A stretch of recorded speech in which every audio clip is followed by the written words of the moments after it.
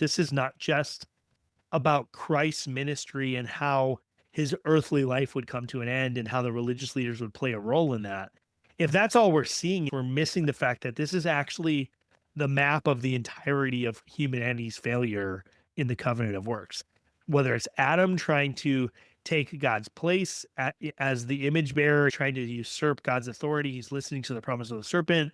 Whether it's the kings of Israel committing the sin of Jeroboam by worshiping these other gods and trying to become gods of their own, all of these things all map down to the same thing, that we're, by sinful instinct, we try to be our own gods. We try to be our own source of salvation, our own source of eternality, and we never can. That's what this parable is ultimately about, is that the kingdom of God is not like that. It's different than that.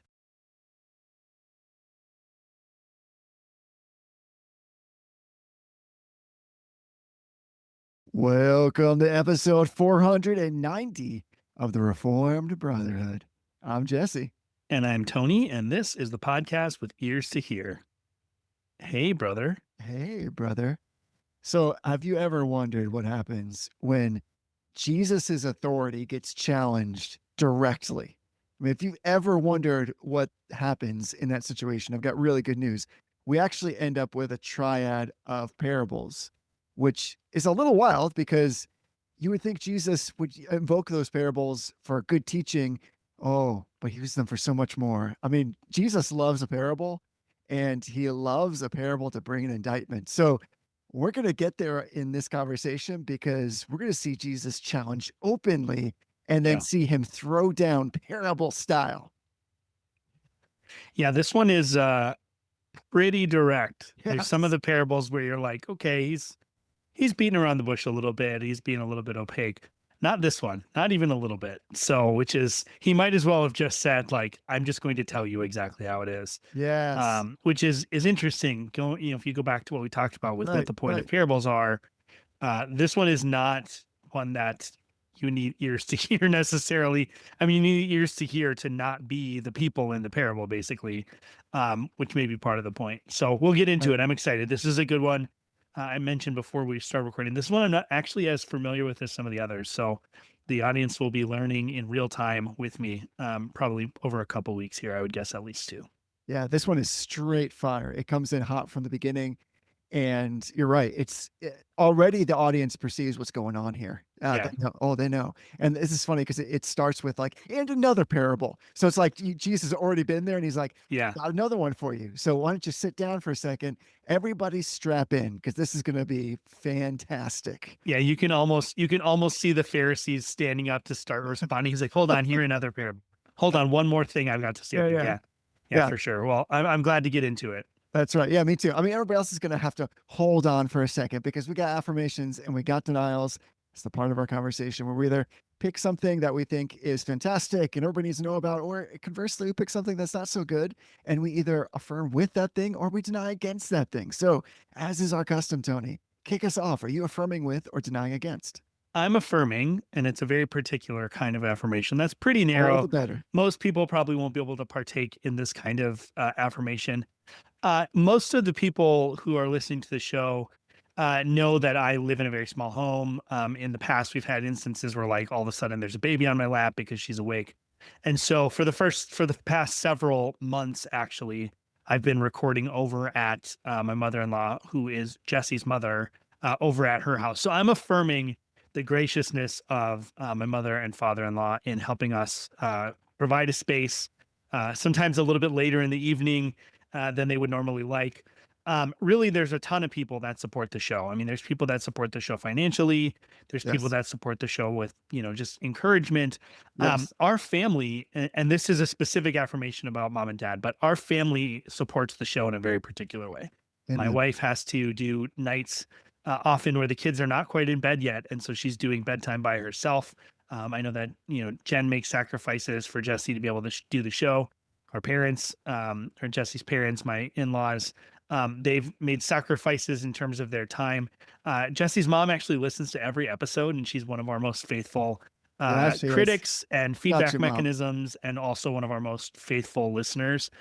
This show is not really up her alley. Like, she's not our target audience, and we know that, but she listens anyways, and she's always got really thoughtful things to say and feedback for us. The fact Nice. that we actually don't just start the show by just talking to each other, like, if you go back and listen to the early episodes, it was like, "Hey Jesse, how you doing? Let's talk about blah blah blah." The fact that we actually like start the show like a podcast instead of, I don't know, like a phone call, actually is feedback from Jesse's mom way back in the day. So we True. appreciate you. I appreciate you. Thank you so much for allowing me to use the spare bedroom, which is also where Jesse sleeps when he's visiting, as my makeshift recording studio. We're back now. I'm back now at home. I'm able to record here, do some changes in where the babies are sleeping. But I wanted to make sure that I shared publicly how much I appreciate that support and that help in that time of need.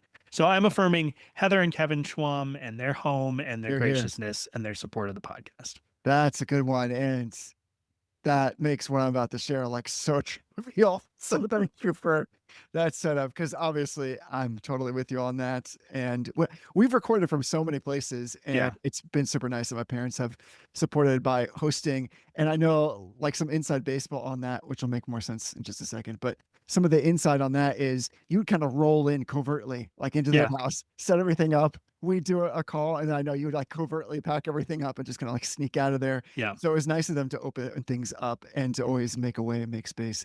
And so we've had like little tiny studios everywhere. It would be fun sometimes to count the number of places and number of weird spots we've recorded from because sometimes it's literally like out of a closet, it's on the edge Yeah. of a bed, it's in some random guest room, it's in a kitchen. We're all Yeah. over the place. Yeah. I think my favorite is when we recorded at Salt Hill Pub, which is a local pub. Yes, And that we, was we super walked fun. up to the guy and we're like, "Hey, we're going to record a podcast. Is that okay?" And he's like, "Who are you?" And yeah, I don't care. Go ahead, do whatever you want. He was very confused about why we were asking permission or asking anything. So yeah, we've recorded a lot of different places. And like I said, I just appreciate, even though I kind of rolled in and out quietly and things, like, it still meant that someone had to get up to like lock the door and turn on the Yes, security system, it was very nice. which had people up later than they normally would be. So I appreciate the sacrifice Me too. and the support and just the generosity. There was never a question that if we needed somewhere to record, that there was going to be a space available. So I'm just very appreciative of that support. We would have had to go on like a several month hiatus while the kids were trying to figure out their sleep schedules, That's true. otherwise. So we appreciate that. In a very real sense, the podcast was able to keep going because that space was provided for us. They absolutely saved us. By the way, I thought when you said one of my favorite ones that you were going to talk about the time, and now I can't remember why we did this, but we were in the church at that long table, but we sat next to each other. Was it because we only Yeah. had like one mic, or Yeah, we I think it couldn't was only figure out how one to get the mic? mics to record in a way that they weren't picking up the other person's voice. Yeah, This was before we had like actual podcasting equipment. We just had like really cheap microphones. So we just sidled up shoulder to shoulder on the same side, like we were on ESPN Sports Center, but there was no camera, with one microphone, which I'm sure anybody driving by and looking in the window was like, what is happening there? it was so Although good. I think what may beat that is when we recorded a podcast driving on the way Oh yeah, the Flying Goose Pub, that was good to too. buy some beer. That was a good time too. That was really good. Yeah. So Yeah, I forgot we've actually done it on the move before, literally flying down the highway. That was good yeah, times. Yeah. it's Again, true. all these memories, everybody, like as we come very close to the 500th episode, I just can't believe all the random things we talked about and all the places we've done it in. Yeah. The other one that comes to mind is we recorded like a mini podcast episode while we were hiking across some rocks at a beach looking for some seals. Oh yeah. That That's right. was an interesting time. I don't know if that actually is still even in the feed because those were kind of like, we called those beach casts. They were like little Yes. 10-15 minute snippet casts. They may be there somewhere, but I'm not sure. I forgot about those. That reminds me, of course, of the time that we did another type of beach cast we recorded with Chad Bird and Eric Awesome. Sorensen on the second floor of a nice balcony. Like the hottest episode I've ever recorded. Like I was Yeah. sweating buckets and they made it look nice and cool. Like I remember Chad in particular, he's from Texas. He was just like calm, cool, and collected. I was sweating through my shirt. Like it was Yeah. Chad coming. was wearing like long sleeves and jeans. Yeah, He had to keep those massive forearms hidden, otherwise it would have been a stumbling block to somebody. But yeah, he was like in long jeans and like a long shirt, and the rest of us were in like beach clothes, still Yeah, sweating to death, and he was just it was incredible. was It was totally incredible. fine. Both he and Eric looked so just calm, collected.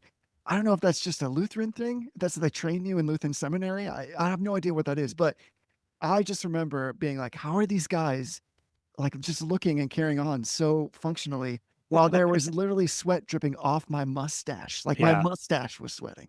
yeah. Well, Lutherans are not known for their calm, even disposition, so it's probably not that. It's probably just that they're really stand-up guys. I mean, nobody jumped across the table when you said consubstantiation. That's I did true. see Eric's eye twitch a little bit, but Yeah.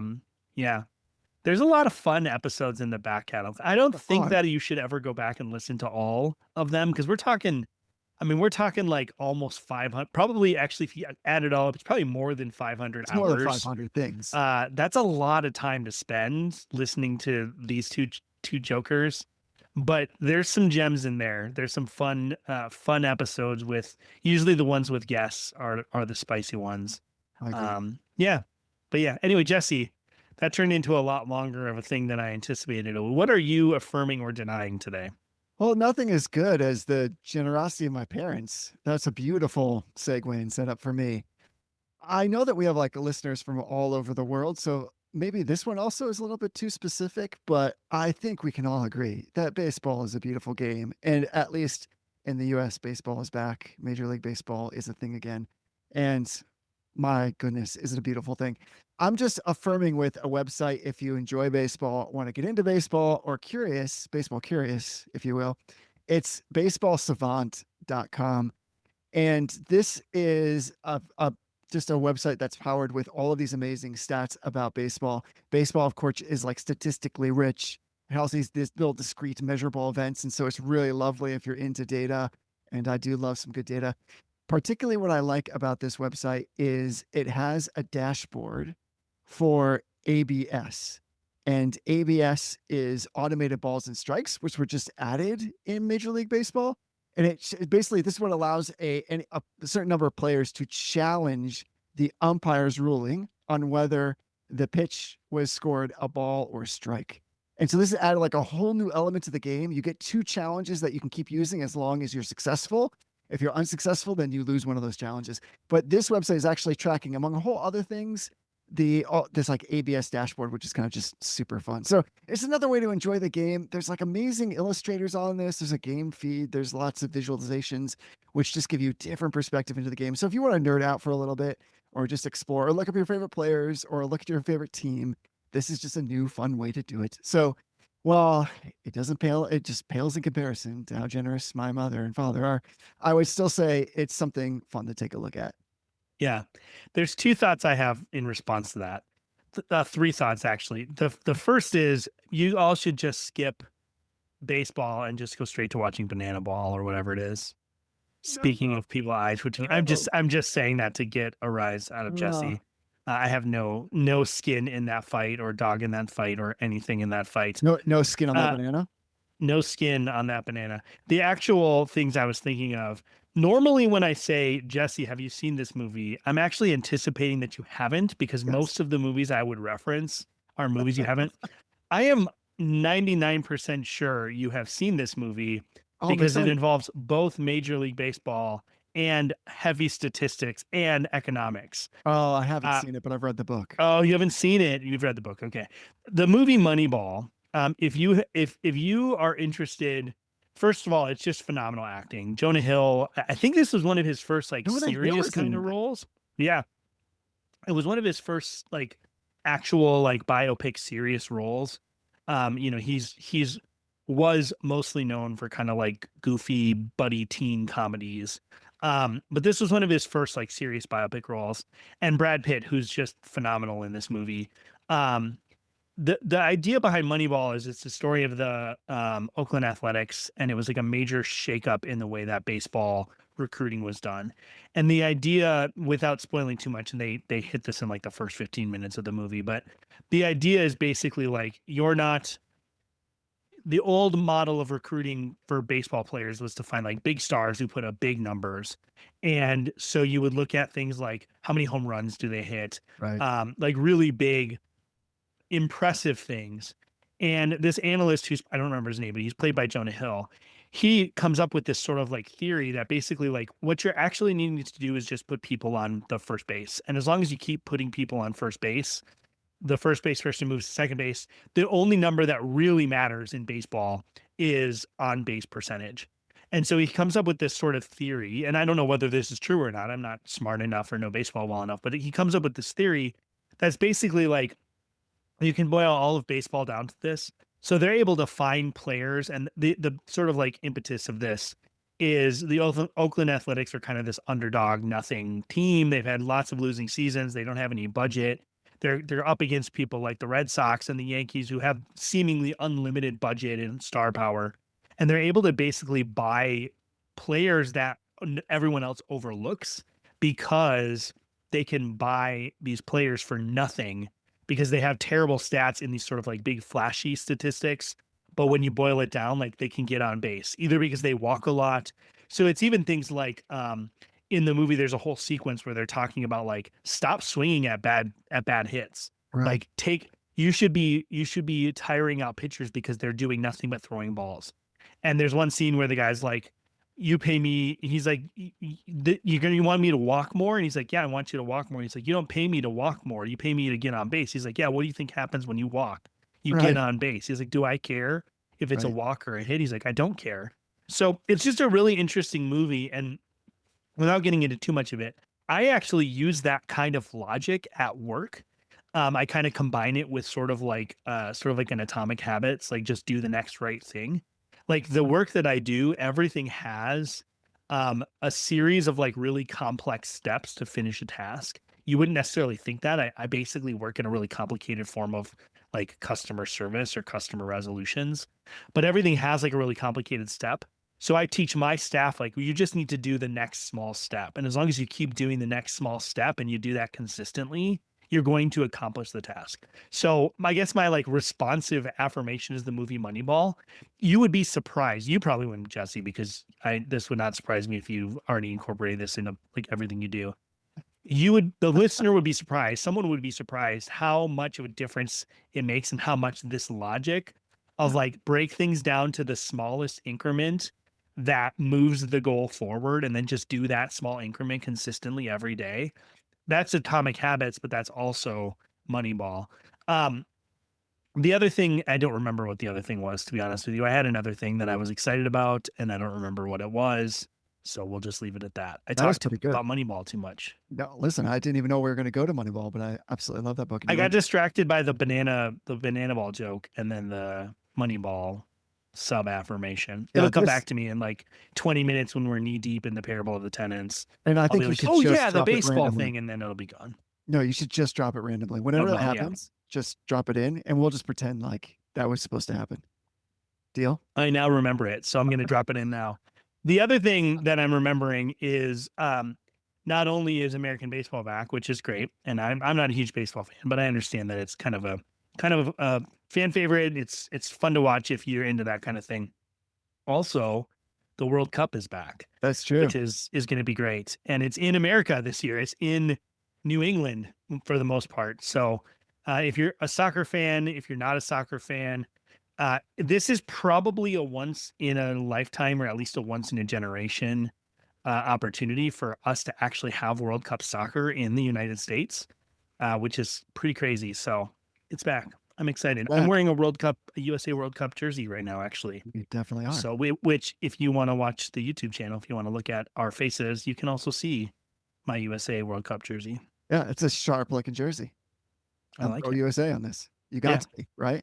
USA. You all the got to way. be. You Unless you're in the rather large percentage of our audience that is not in the USA, in which case, whatever country you live in, all the way. Yeah, show a little pride. Where with that? That's the joy of I love like international sports. Like I was thinking about that today with because I knew I was going to talk about Major League Baseball.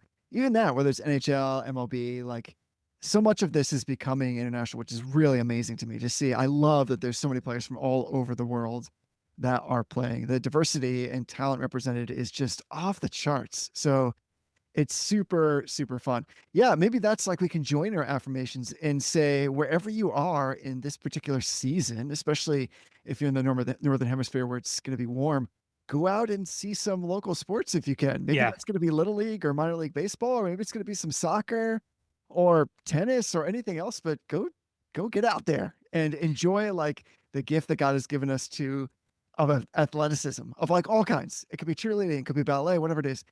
Go enjoy it. It's really fun to just go be with people and to watch a game of some kind. And that's one of the things I enjoy about baseball is that the pacing is such that allows you to have both interaction with those you're with and to still enjoy it without losing too much of what's happening on either of those sides. Yeah. The other thing that is interesting to think about, remembering the talk of this ABS thing, as much as I love technology and like I'm very pro AI and pro technology, I actually think we're losing some elements of these sports, with sort of like the advent of automated referees or automated like judiciarias in sports.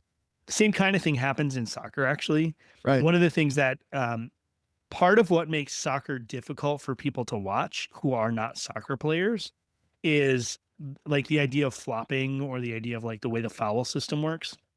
I think baseball is pretty similar where like people will get mad because the ump has so much power in a game.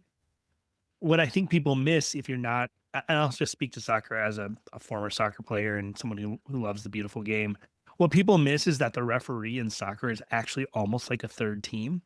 Like you have to play the referee. There's a strategy to playing the referee, and that's a known accepted part of the game. So like when you see a soccer player flop, that's not just him pretending to get hurt. There's actually like a whole strategy, and there's a huge amount of risk to taking a flop, right? If you take a flop and the ref notices, like you could get kicked out of the game if it's a significant enough thing. And I think the same kind of thing plays with this ABS system, which is why it might be interesting to see those statistics is how often are they right and how often are they wrong? Because the referee is a fallible human being who makes both correct and incorrect Right. calls in terms of that strike zone. And taking that like human element out of the game and making it automated, yeah, I mean, I guess, like, they're still keeping the human element in that, but Right. now it's an additional element or even more of an element of playing the referee is now the referee is also competing against, like, an automated system, and that's now Yes. part of the game. There's a little bit of something like that that happened in soccer where they've introduced a couple, like they've introduced some review mechanisms where there never used to be review mechanisms. A ref would be able to just blow his whistle and stop the game and never have to explain during the game why he did that. It was like an absolute authority. They could just stop, tell you to put the ball here and give it to the other team. And during the game, there was no challenge process or review process. That's not exactly the case anymore, especially in like FIFA World Cup level soccer. But being able to play the ref or know the ref was a real element. And part of why these have changed is because like one World Cup, I don't know, like 8, 12 years back, the US got such terrible reffing. It actually was they actually had to introduce some review mechanisms because there was such an outcry against this. So that's interesting. I'll have to take a look at that website because I think some of that stuff I do love statistics, even if I'm not a huge baseball fan. But I gotta admit, Jesse, I'm really surprised you haven't seen Moneyball because one, it's right up your alley. It weds like multiple things that you love, but I agree. almost more than that, it's a really good biopic, which I know your wife really likes. That's true. So I'm surprised that she has not latched I think onto she's that and seen was it. like, Jesse, you have no excuse to not watch this movie because not only is it baseball, it's also statistics and it's Yes. also economics Yes. It's and true. a biopic, so we can all watch it together. Yeah. So It's brings the family together it for sure. does. It just It I'll does. have to check it out. I really did enjoy the book, and you're totally right about the ABS stuff. It is weird because I think some have really contended that the part of the game that was super charming is the immutability of the umpires. They make a Right. decision, it cannot be overturned, and they have to make it very quickly. Of course, they're calling balls and strikes.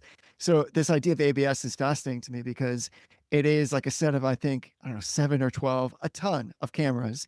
And what it's had to do though is insert all of this really fine-tuned specificity to make this work. So here's just in case somebody's curious. I know we're well afield at this point. Another baseball pun, but let's just go with it Yes. for a second. So here's how they figured out though, like to set the computer to make sure that it does this proper measuring. So here's the ABS zone. The width is 17 inches. That's just identical to like the home plates. The top of the zone, this is wild, is set at 53.5% of the player's measured height without cleats. The bottom is set at 27% of the player's measured height. And the strike zone is captured as the ball passes through the middle of the plate, not the front. So everybody got measured at the beginning of the season. So like every person's going to have a different, to your point, but just like an umpire would have to do now. Really quickly, I do have the stats. So we're at the end of April. There's been 1,598 attempts. That is either like a batter, a pitcher, or a fielder has thrown up the flag and been like, whoa, hold up. You tap the top of your head. And that's the signal that says, I want to challenge the pitch that just happened. So for batters, they've only been right 47% of the time. So that's less than a coin flip. That's not great. Yeah.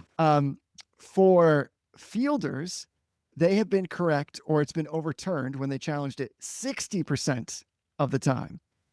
And catchers, 61%, pitchers, 43%. So overall, if you accumulate all those up, the call has been overturned 54% of the time.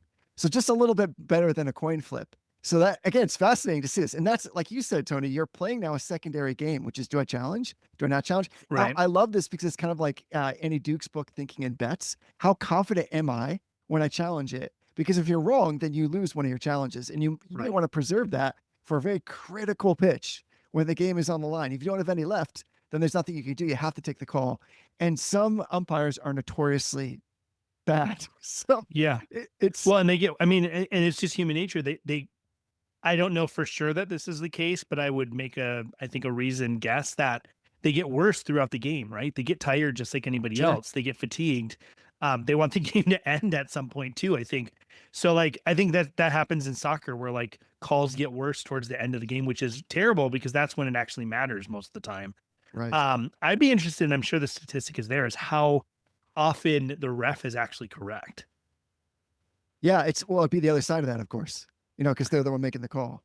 Well, right. But there's got to be a statistic that compares every single call to the automated system. Yeah, there probably is. Because it's not like they challenge. only capture that data That's true. on the ones that are challenged. Yeah. And this is where I think like a ref or an ump doesn't have immediate accountability during the game. At least they didn't. Like they do now in some of these new mechanisms. Right. Football, as long as I've ever been aware of football, has had some sort of challenge system or some sort of review system. But sports that don't have a review system, what the ump says or the ref says during the match is ultimate. But they still have to face, like, after the fact, everybody's watching the replays. The ref in, I think it was must have been like the 2012 World Cup. There was a couple terrible calls that everyone who was watching the replays could look at it and say, this was awful. This was just a manifestly bad call. And even after looking at the replays, the ref was in a position to know it was a bad call. So there was a lot of speculation that they had been paid off. That ref never reffed in professional sports again, never reffed in professional football again, professional soccer again. So there's a real accountability. But I think like there's a different kind of like automated accountability, automated accuracy evaluation that, as much as I love AI and as much as I love the kind of technological advancements, I actually am a little bit worried about, and this isn't just in sports, a little bit worried about the fact that like everything is submittable to this absolutely, in theory, 100% accuracy. Like a human should never be upheld to 100% accuracy. That's not a realistic goal. So when we begin to hold people accountable to 100% accuracy, even if we're doing it implicitly, I think we've lost something, whether that's in sports or other areas. I don't know. I feel like we better just hard shift into the topic because this is becoming the topic. Listen, we should do an episode on this topic. We've been saying for a long time we should just do an episode on like technology and AI and stuff, but we'll need to do that soon. It's coming. Yeah, there's no doubt that everything you just talked about is a challenge to the existing authorities. And we've definitely got another one ahead of us, a far greater one. So come join us in nicely done. Matthew 21. We're going to hang out, like Tony said, probably for a couple weeks on this because there's lots of moving parts to this. And because it's a parable, not only do we have characters that we should really speak about, who they represent, what they're doing, but also really just the setting itself, the circumstances of the parable, the things in the parable all represent something. It's chock full of goodness, the kind of parabolic goodness that you can only come to when Jesus is teaching. So I'm going to read starting in verse 33 of Matthew 21. Listen to another parable. This is Jesus speaking, by the way. So he says, listen to another parable. There was a landowner who planted a vineyard and put a wall around it and dug a wine press in it and built a tower and rented it out to vine growers and went on a journey. Now, when the harvest time approached, he sent his slaves to the vine growers to receive his fruit. And the vine growers took his slaves and beat one and killed another and stoned a third. Again, he sent another group of slaves larger than the first, and they did the same thing to them. But afterward, he sent his son to them, saying, they will respect my son. But when the vine growers saw the son, they said among themselves, this is the heir. Come, let us kill him and seize his inheritance. And they took him and they threw him out of the vineyard and they killed him. Therefore, when the owner of the vineyard comes, what will he do to these vine growers? They said to him, he will bring those wretches to a wretched end, and he will rent out the vineyard to other vine growers who will pay him the proceeds at the proper seasons. Jesus said to them, did you ever read in the scriptures, the stone which the builders rejected, this has become the chief cornerstone. This came about from the Lord, and it is marvelous in our eyes. Therefore, I say to you, the kingdom of God will be taken away from you and given to a nation, producing the fruit of it. And he who falls on this stone will be broken to pieces. But on whomever it falls, it will scatter him like dust. And when the chief priests and the Pharisees heard his parables, they understood that he was speaking about them. And although they were seeking a time to seize him, they feared the crowds because they were regarding him to be a prophet. Yeah. This parable is such a just like mic drop moment. Like I think maybe it's just me, but I think we sometimes have this understanding of Jesus in our mind of meek and mild Jesus. And I don't mean like meek and mild like the popular image, but like we have this picture of Jesus in our mind that is like almost like this withdrawn sort of like timid Jesus. Um which I don't think at all is biblically accurate. I'm not sure exactly where this picture comes from. I mean, he says he's meek and mild, but and he obviously is meek and mild. And I think really what that means is maybe we have the wrong definition of what meek and mild means. That's right. Um but this is such a like straightforward confrontational. The only part of the Bible that I think I see Christ being more confrontational is where the Pharisees are like, well, we all know that you're like this half breed, like communing with devil person. He's like, well, your father is the devil. Like he Yeah. just straight out says it. This is a little bit less, just a tiny bit less confrontational, but not all that much. This is a very direct parable. And I think it's such a funny, understated statement when they're like, they perceived that he was speaking about them. And, like, there's other passages I think in Mark where it says like they understood that he was speaking this parable against them. And I think that should probably tell us on one level, the audience of this parable was not necessarily the Pharisees themselves, right? They perceived that he was speaking the parable against them, not to them. And I know that that's not exactly what this says, but like he was speaking about them, not to them. So I think that right off the bat, this tells us this parable is really for the other people that are listening to the parables, right? Right. In any instance where Jesus is speaking, in most cases, it's a mixed crowd, right? There's his disciples that are always present.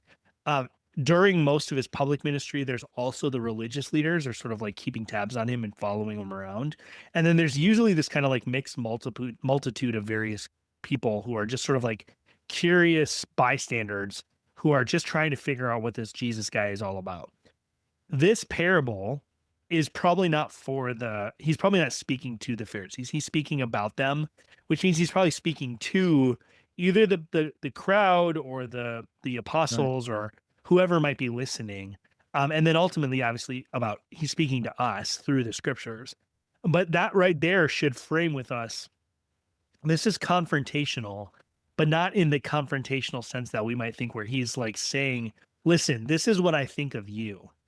What he's saying is like, actually, this is what I think of them. This is the reality of who they are.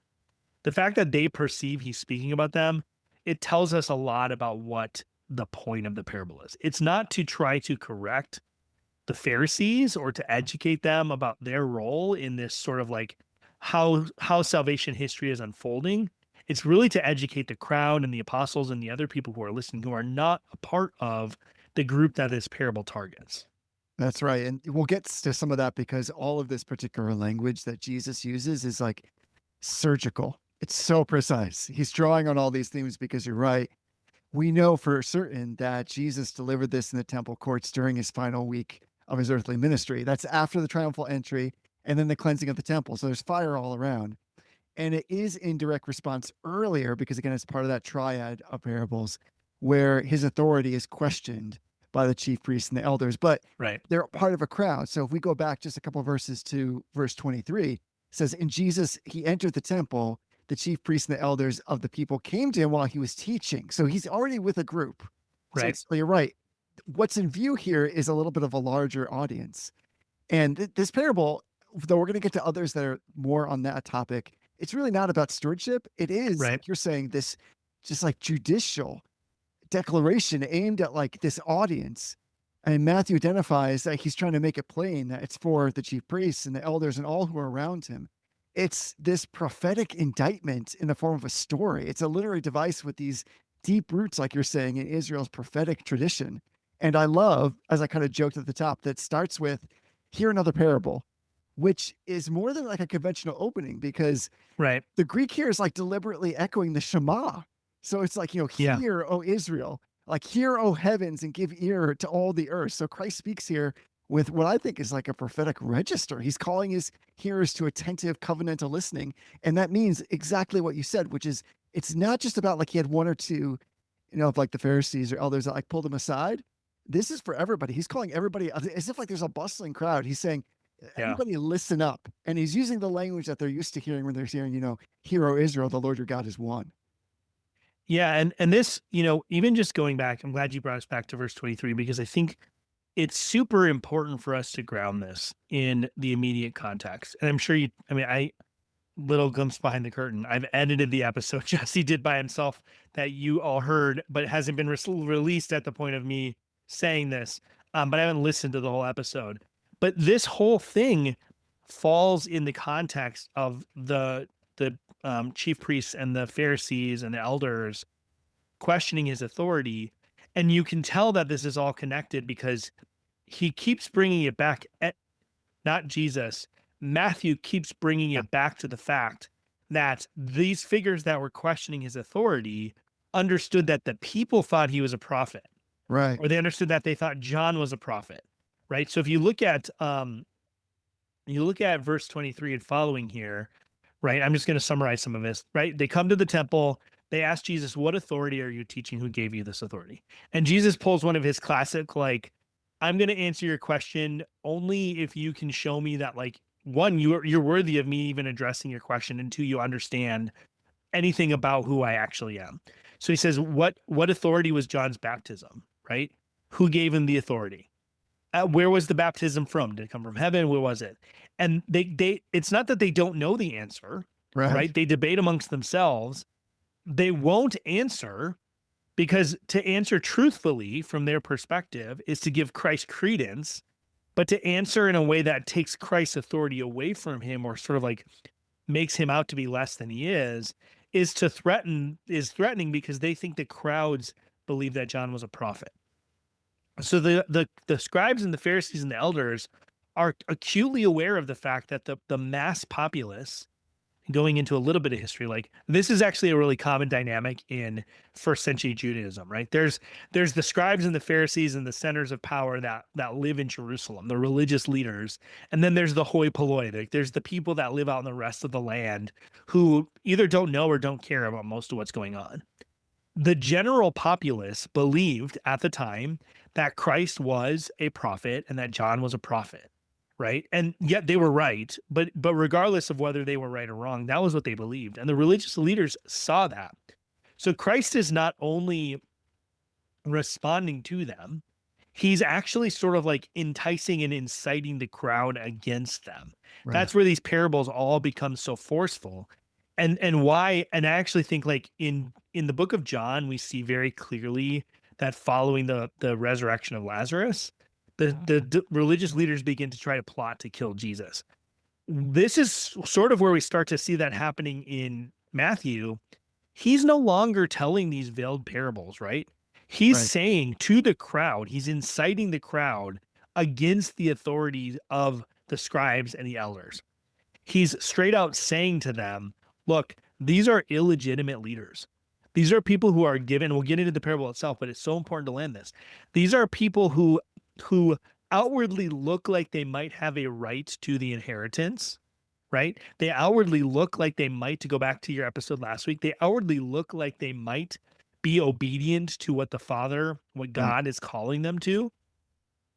But at the end of the day, they are not the ones that are serving God. They're not the ones who are actually serving God, who are repentant, who are actually God's people. They're the ones who are usurping the kingdom of God and abusing it. And Jesus is saying, I'm here to put an end to all of that. No longer are you under the thumbs spiritually of the scribes and the elders and the Pharisees. The spiritual oppression that was occurring, and this isn't new, right? If you go into Habakkuk, you go into, we did our whole series on Micah. The spiritual oppression of the people at the hands of their leaders was not a new thing in Israel. Right. Jesus is saying in this parable, that's all done. Even though they're going to crucify me, even though they're going to kill me, they're still going to get what's coming to them. So obviously, we're 40 minutes into our 60-minute episode. We haven't done anything except for read the parable and some context. We're going to come back to this. But the point of these parables is essentially, and I'm going to use this phrase, I know I'm going to get hate mail, but essentially it's the right kind of liberation theology, right? It's Christ saying things will be put to right, and that's why I'm here. Right. Even though it will look like I'm the son that the father sends to the tenants to lay claim to what is his, what is mine, to my inheritance, even though they're going to kill me and bury me outside the camp, I'm still the one that's going to put right to this. They That's are right. not going to get away with it. So that's the context. This setting is, he is basically lambasting the Pharisees. He is undermining their authority. He's challenging and questioning their authority. He is making them look like fools to the people who probably already wanted a reason for them to look like fools, right? They're Right. already looking for a reason to get themselves out from under this spiritual oppression. And now Christ is not only responding to the accusations of these religious leaders, he's giving the people all of the reason in the world to now reject that and to follow him. Right. You gotta love that Jesus just doesn't play their games, right? Like you think that they probably were going before him thinking, well, if he's a son of God, if he's a prophet, even if he wants to impress the people or he wants to stand, you know, tall as a good teacher, he's got to answer our questions, right? Right. I love that he's just like, I will answer your question with a question. Yeah. And if you answer me, I'll answer you. Like, even that is genius. You'd almost think, like, well, God's got to answer, right? If you ask him a question, he should deliver it to you. And even here, he says, I'm not going to answer you. You don't Right. answer me, I'm not going to answer you. Like, Yeah. it's wild. So here is like an extension of that, like you said, because I think it constitutes one of Jesus's most pointed indictments of the religious leadership of Israel, and probably one of his clearest declarations of that redemptive historical transition from like the Yeah. old covenant economy to the new.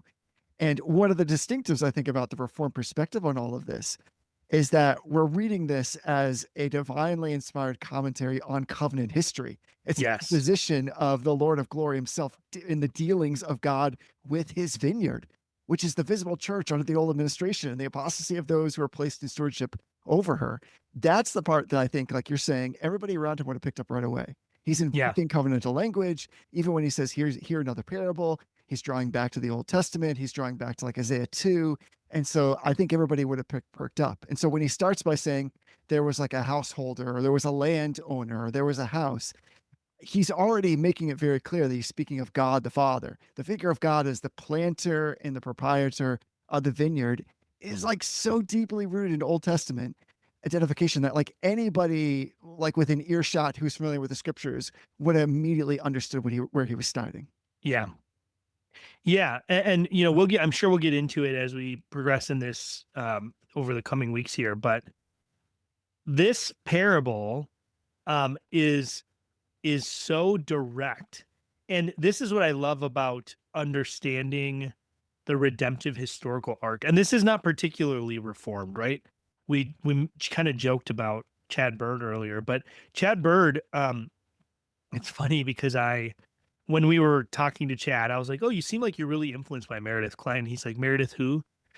Really, actually, what he was influenced by is he had been reading G.K. Beale, and Yeah. Beale was deeply influenced by Klein. But Right. the reality is that like the redempt and Klein was, of course, really influenced by Boss. So like the reality of the reformed hermeneutic on redemptive history is not particularly reformed, even though most of the academic work in that kind of world has been done by reformed people. The Lutherans would not disagree with us, right? And I Right. think even like the Roman Catholics wouldn't entirely disagree with us that there is this history and this trajectory in Israel where God is, and I, like even like dispensationalists, like nobody in the Christian world would disagree with this idea that there is this trajectory in the Old Testament where God has a chosen people. And the chosen people of God just act like chumps. Like they don't do what they're Right. supposed to do. Right? They don't obey the law. They don't do any of the things that they're supposed to do. Like when you read Ezekiel, there's some really terrible, awful things that happen in the book of Ezekiel, right? There's these scenes, and you know, commentators will debate whether these are entirely visionary in terms of like almost like stylized, allegorized visions that Ezekiel is receiving that are representative of the sins of Israel, or whether they're actual things that Ezekiel was made aware of. There's a vision where he basically is like led into this chamber that's carved into the walls of Jerusalem. And when he goes into this chamber, there's like animal and like human sacrifice that's going on in this chamber by like the women of Israel. That's really nasty, gnarly stuff. Right. That is happening throughout the history of Israel. We're studying Habakkuk in Sunday school, and also like I preached to Habakkuk a couple of years ago.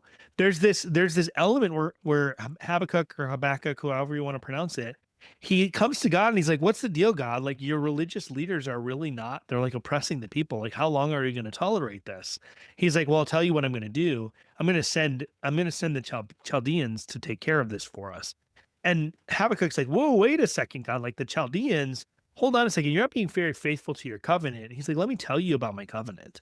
And he goes Right. back to Deuteronomy. He goes back to what he promised in Deuteronomy that if the people are unfaithful, particularly the religious leaders, but if the people are unfaithful to the terms of the covenant, there would be all sorts of really terrible, awful consequences. Women would have miscarriages. Children would be killed and their mothers would lament this. There would be famine and starvation and plague. Like all these things are promised. And sort of the punchline of chapter 2 and 3 of Habakkuk, the punchline is like, you wanna talk to me about covenant faithfulness. I'll show you how faithful to the covenant I'm gonna be. You know, the Chaldeans are coming. And I think Right. this parable is kind of an extension of that prophetic proclamation against the sin of the religious leaders, particularly of Israel, but the sin of the people of Israel. And there's a lot of like really gnarly, nasty anti-Semitism that's going around in the reform world. That's not at all what I'm saying. Like there is a very real anti-Semitism that happens that is totally out of bounds and inappropriate. And that's not me at all. Right. Like I don't have any Yes. animosity towards the Jewish people, either Right. modern Jews or historical Jews. Like that's not at all what I'm saying. But there's a clear biblical precedent within the Old Testament that God's chosen national people of Israel basically fail at every single point to be faithful to the covenant. And God actually does enforce his covenant curses upon those people. And this is part and parcel of what Jesus is doing. And this is part of like the destruction of the temple in 70 80. All of these things all circulate. This parable is basically a parable form of everything that happened in the exile and in the dispersion of Israel, the exile of Judah, all of these things, and then also now extending into this second temple period with the Pharisees and the Sadducees.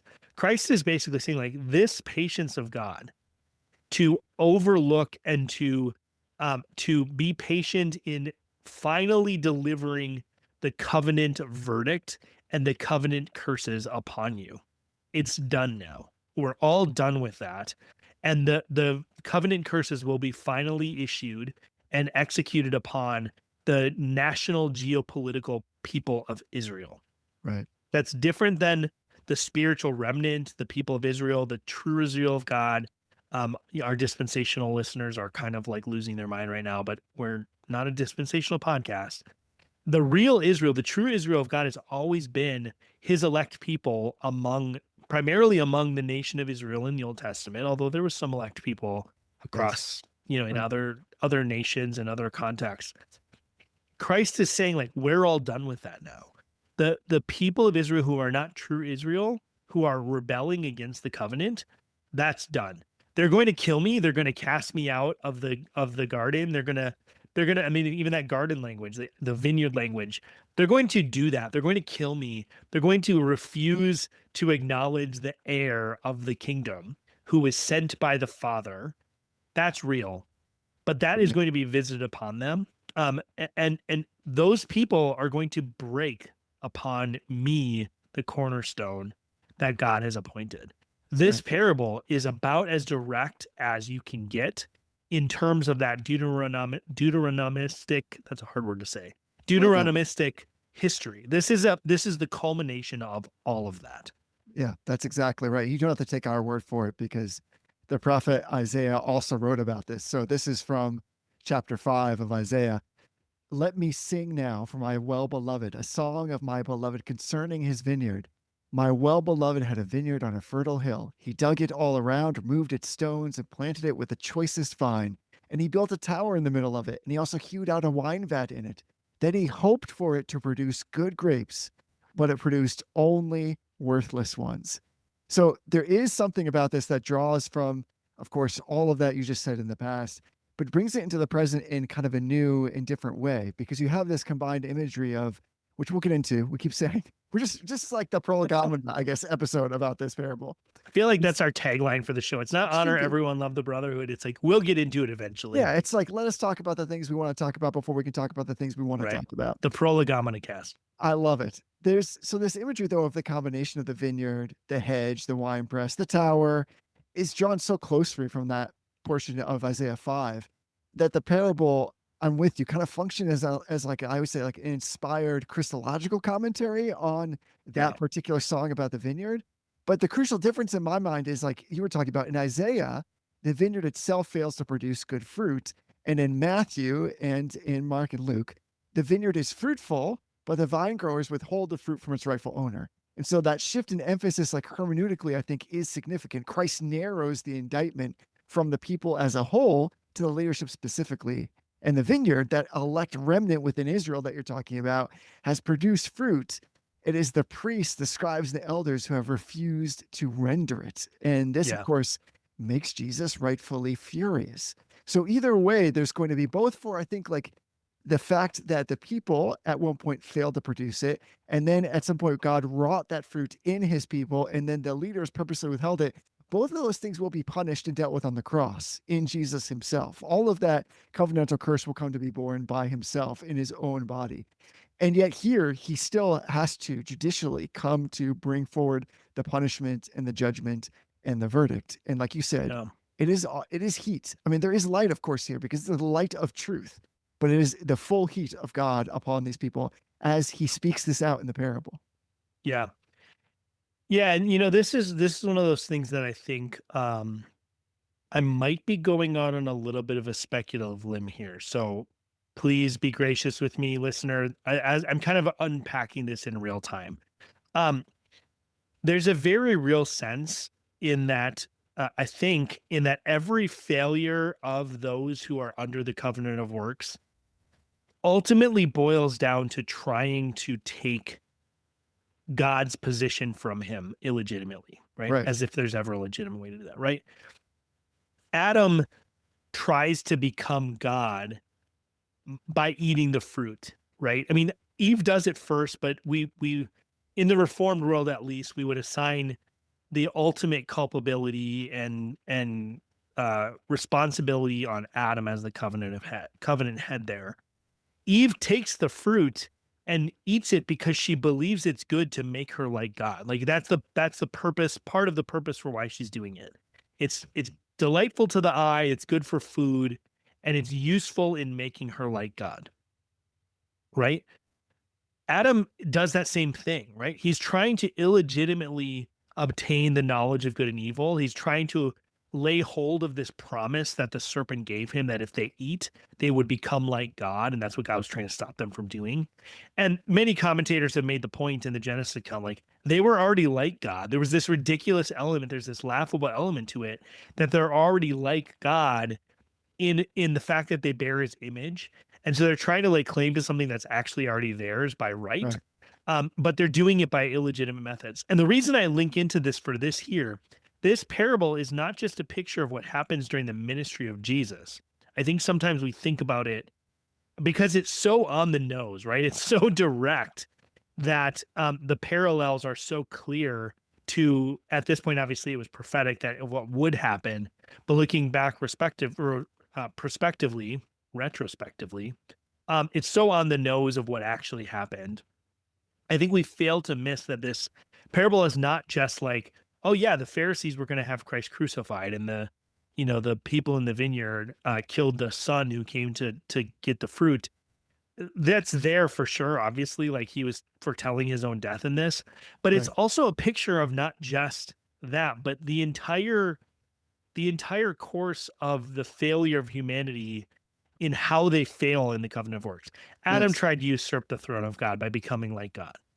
The the the tenants in this parable, they tried to kill the heir to take his own inheritance. Well, what is that? Like Right. It doesn't make that's sense. the Pharisees trying to Right. become the Right. sons of God by works.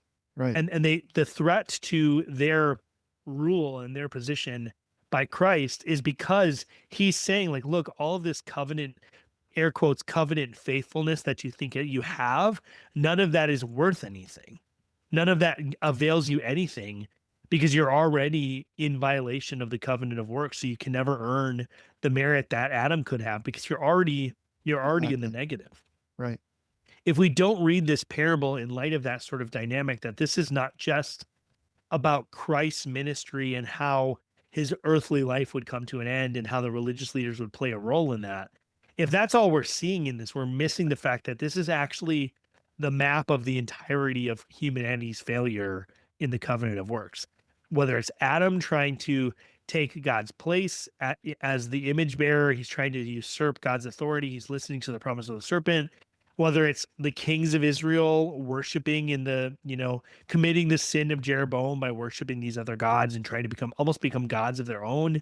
Like all of these things all map down to the same thing that we're by by sinful instinct, we try to be our own gods. We try to be our own source of salvation, our own source of eternality, and we never can.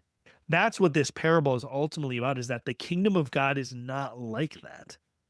It's different than that. And this parable, interestingly enough, of course, this parable doesn't start off with like the kingdom of God is like this, but this is still a parable about how the kingdom of God is in the grand scheme of things. Yeah. It's supremely foolish. And that's what makes this so brilliant on so many levels. I do love that it gives us this incredible picture, help us to really understand the severity of the death of Christ, like really how he has a missional heart. He's God is wooing and Yeah. wanting his people, not in a way where he's frustrated, but in a way that he's always drawing close to them in love. And they turn to him and turn away from him in violence. This is calculated and it's desperation. And like you were saying, what always struck me as odd in this whole thing was just that you have this kind of thrice iterated way in which God keeps sending, of course, the prophets to them, and they keep killing them, destroying them, and sending the casting them out. And then the heir comes, and they think, well, this is the heir. They have some knowledge. They recognize it. So even knowledge itself doesn't prevent all of this. But they say, well, here's the best way for us to get this whole thing. We'll just slay him. We'll kill him, which doesn't make any sense to me because the father, the landowner, is still Yeah. present. It's just nonsensical, right? Like, how is that going to get you what you want? So in fact, by literally seeking to kill the one who is the heir, they're by killing him, they lose everything. It Right. just doesn't make any sense. So it's a little bit of hanging out in the adventures of Romans 1. It's all of the redemptive historical history. It is all of the covenant. This thing is a doozy. And when I Yeah. looked at it, I thought, my goodness, now we're into like sub series because we're going to be talking about this forever. But I know. we always say like they're always chock full, but like this is like the double stack. You know what I mean? There's Yeah. so much in this. Like we're probably gonna have to like self edit next time because there's a lot to go on. And I didn't think this would be a prolegomena episode. I thought we at least get through like the first couple verses. So Jesse, we are. I forgot how to podcast. I was gone for like a month and a half. So yeah, I don't remember how to do a tight subject at all. Yeah, I mean, I think this is also one of those like the Pharisees come across as just total idiots in this parable, in this like It's exchange so here. foolish. Like they understood this is we've commented in this series that the parables often are kind of like systematic theology in story form, right? This is God calling to people, telling them exactly the sin they're about to commit. And I have to think, I mean, again, I'm not sure this is directly present in the text, but there's an element of warning in this, right? Christ is saying, like, look, you're going to kill the heir to the kingdom thinking that's the way you're going to get the kingdom. Right. But what's going to happen? The Right. master's going to cut you to pieces. You're going to be destroyed when you dash yourself against this rock. That's an implied warning of like, please don't do that. Like, please don't do that stupid thing. And then they just go ahead and do the stupid thing. So this is again, adventure in Romans 1. They weren't grateful. They Right. didn't recognize that they were exchanging the creature for the creator. They didn't recognize that. So I'm excited to get into this as we actually like unpack the parable. This is gonna be one of those ones where like I can see the iTunes comments coming in that's like, I listened to this episode and they said it was about the parable of the tenants and they never actually talked about the parable. Okay, I get it. Like, give us one more episode to get into it. Like, Please. just if Be you've charitable. listened to 489 episodes, you can trust us that we will eventually get to the parable and talk about it. Yeah. But it is important with a lot of these parables, especially I hate to say it this way. There are some parables that like don't need as much attention because they're short, they are super straightforward. This is not one of those parables, right? We spent like 6 weeks on the parable of the prodigal son and the associated parables. I think you're right, Jesse. This is almost like series kind of level. Yeah. There's so much here and it's such an important this trilogy of parables, similar to the last trilogy of parables we looked at, is so vital to understanding kind of like this is Christ diagnosing the problem of humanity in a lot of ways. So it's important for us to do the diligence of spending the time in these parables. So please bear with us. If this is your first episode, I promise you that not every episode is us just clearing our throats, telling us what we're going to talk about for the Right. next 2 weeks. This one is us telling you what we're going to talk about for the next 2 or 3 or 6 weeks. But not every episode is like this. So I'm excited to get into it. I don't normally do a ton of prep. I know that's kind of a running joke on our show that we don't prep for this. I don't normally do a ton of prep, but I am actually going to spend a bit of time reading some commentaries on this one because there's so much here and it's such a central concept to Christ's ministry that he was here in part to overturn an illegitimate like religious Right. system that had kind of cropped up in God's name. That's part of what Christ came to do on a sort of horizontal earthly level was to overthrow this illegitimate religious system that had come out. So it's important for us to spend the time to do it. So I'm going to spend some time in the commentaries. I would encourage you as a listener, there are a lot of great expensive commentaries out there. And if you have a reason to own a commentary of Matthew, go ahead and purchase a good one. But there's a ton of free ones that are totally worth investing your time in, and you don't have to invest any money in it. Calvin's got a great harmony of the Gospels, which is not as much a commentary as I would like, but it's useful. Matthew Henry is a great resource on this. There's, Gill is a good resource. There's a ton of really great free commentaries that are available out there. Please take the time to like check what we're saying. Don't just believe what we have to say. Like we're Right. Reformed Protestants. Search the scriptures. If you think we're wrong, then bring it up and tell us. And we're here to kind of try to wrestle through what these passages mean together. So think of this as the series within the series, or a little bit of podcast Inception, which, by the way, is another movie I have not seen. I think there is something, though, that we have learned, at least on this episode. Hopefully, we've set the stage for one of the most, I think, solemn parables in the Gospels. There's a lot shaping up here. Yeah. There's a lot of drama. There's a lot that's going to unfold, and a lot of it is indictment. And we've already, I think, learned that Jesus is drawing deeply, deeply from the prophetic tradition of Israel. He's presented God as this sovereign proprietor of the covenant people, and the religious leaders as stewards who are entrusted with this cultivation of this vineyard, and the prophets as these authoritative messengers who were sent to receive the fruit of covenantal fidelity. And I think I'm also getting a sense as we talk that we're going to be confronted with this searching question, which is, what fruit am I rendering to the Lord of the vineyard? Yes. Which I think is really coming for all of us. We've also learned that there's a lot of statistics in baseball, that soccer is everywhere, or the football, if you will. I feel like there are listeners, our brothers and sisters in other parts of the world, that are like, how dare you call that soccer? So I just want to say, we hear you. And we are products of our culture. And so we call Sweet. it soccer, because if you call it football, all I can think of is that Nate Bargatze sketch on SNL where he is George Washington. Have you seen this one? Where he's describing Yes. all these things that are going to happen in the future if the Americans win the Revolutionary War against the British. And he's like, there'll be a game called football. And they'll something about like, will there be kicking, sir? And he's like, there'll be a little kicking. Like, Yes. Yes. all right, last but not least, Tony, if people want to talk to us about the movies we have and haven't seen and how great soccer is and all of the exciting baseball statistics that are in the world, where can they do that? Yeah, there's an easy way to do it. You can go to t.me/reform brotherhood. No matter what browser you're using, whether that's on your phone or your computer, that will take you to either a place to download an app called Telegram, or if you're already a Telegram user, it will take you right into our private Telegram channel. I say private in that it's not publicly broadcast, but anyone can join.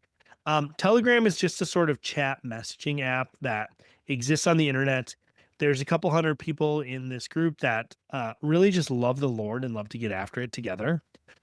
There's prayer requests, there's like food tastings, there's memes, there's all sorts of things going on in there. It's one of the friendliest, most charitable, honest, warmest places that I've ever seen on the reformed world. I'm constantly impressed and blessed by the way that people interact with each other, even among disagreement. It's not a place where there's never disagreement, there's never people with differing opinions. But for whatever reason, by God's grace and by the just piety and love of the people involved, we managed to disagree about things, even about things like baptism. We managed to disagree agreeably. So, if you're looking for a corner of the internet to have those kinds of conversations, whether it's about this episode, you want to come and talk about this, or whether you just want to talk about Reformed confessional theology, this is the place to do it. So, you can go to t.me/reform brotherhood. Join up. It's a simple app. You can mute channels. So if like there's too much going on, you can just mute it for a little while so you don't have to get constant notifications. But why wouldn't you want constant notifications about amazing, great, amazing brothers and sisters in Christ That's right. who love the Lord and want to get after it together? Yes. Yeah. So come hang out with us there. And until we see you there, we'll just look for you here about this time next week. Like, same bat channel, same bat time. Do people still say that? I don't think so. I Okay. don't think so. Well, in that case, honor everyone. Love the brotherhood.